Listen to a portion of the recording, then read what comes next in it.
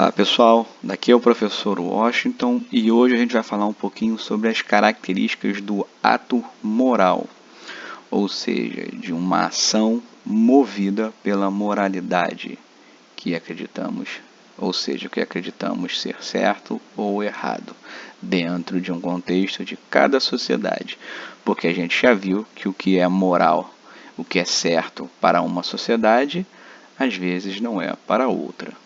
Bom, quais são as características para a gente pensar num ato moral? Ou seja, quando eu vou agir tendo como parâmetro o que é certo ou o que é errado. A primeira característica é a racionalidade, ou seja, a nossa capacidade de exercer a razão, de pensar sobre o que estamos fazendo. Então, tomemos o exemplo. Eu achei uma maleta cheia de joias em uma praça. Eu me vejo diante de uma decisão: levar para casa ou não levar para casa, entregar às autoridades competentes ou não entregar. Para tomar essa decisão, eu vou ter que exercer a minha racionalidade, minha capacidade de pensar sobre a situação. Eu também vou ter que exercer a minha vontade, que é a minha capacidade de escolher livremente os meus atos. Ou seja, livremente eu vou escolher entre entregar ou não entregar a maleta do nosso exemplo. Porque o ato moral ele também tem como característica a liberdade, a minha independência de escolher entre várias opções. É importante também a gente pensar a noção de responsabilidade, ou seja, de responder pelas próprias ações.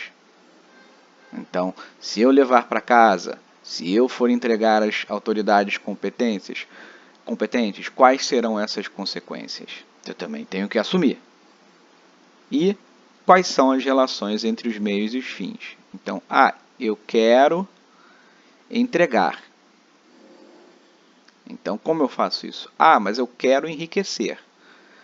A relação entre meio e fim o fim eu quero enriquecer. O meio, o correto dentro da nossa sociedade é trabalhar para isso.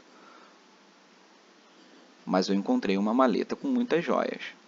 Então, esse meio do caminho para chegar à riqueza é certo ou é errado? Esse tipo de pensamento é o que nós chamamos de relação entre os meios e o fim. Bom, quando a gente fala de ética, de moral e da ação, nós precisamos levar em conta algumas noções também importantes, que é a noção de tudo aquilo que é necessário. Muitas vezes a gente confunde o significado das palavras. Eu tenho necessidade de fazer tal coisa. Necessário, pessoal, é tudo aquilo que é imposto pela natureza e que não pode ser de outra forma. No caso do ser humano, o que é necessário? Necessário é se alimentar, necessário é comer, necessário é beber, necessário é se proteger, necessário é descansar. Tudo isso eu não tenho opção de não fazer. Eu posso escolher comer agora ou daqui a 1 hora, mas eu não posso não escolher comer para o resto da minha vida. Então, a necessidade ela é importante para a gente pensar a nossa vontade, ou seja, o que eu vou decidir fazer livremente. Respeito ou não respeito tais regras? Tenho fome, mas não tenho dinheiro. O que eu faço? Ou seja, eu tenho também que pensar na característica muito importante que é a liberdade de agir. Então vamos ver aqui um quadrinho do Calvin e do Haroldo para a gente pensar essas questões do ato moral e das características que a gente falou há pouco tempo. O Calvin é um menininho, ele está conversando com o tigre dele, que é o amigo imaginário dele, o Haroldo. Então vamos lá. Hoje no colégio tive que decidir se ia colar na prova ou não. Me perguntei se era melhor ser honrado e reprovar ou se era melhor copiar e passar. Olha aqui a dúvida. Olha o ato moral que se impõe. Olha a necessidade de pensar. Todas aquelas características que a gente viu, racionalidade, liberdade, vontade, relação entre meios e fins. Ele continua.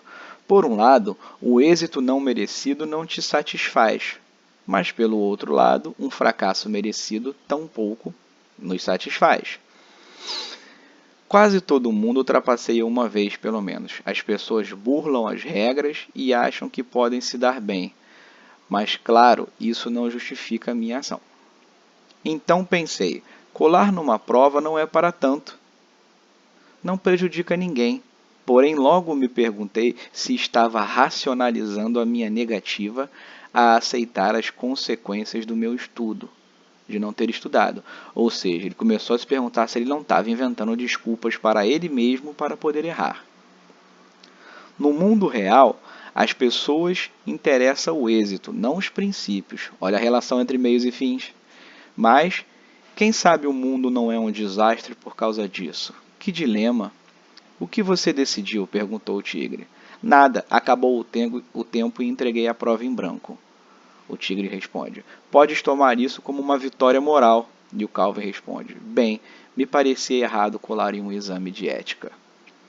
Então veja como, através de um dilema que pode parecer pequeno para a gente, colar ou não colar na prova, tudo isso envolve um conjunto de pensamentos, de consequências, de ato, de valores, como tudo isso envolve a ética e a moral. E com isso terminamos o nosso conteúdo.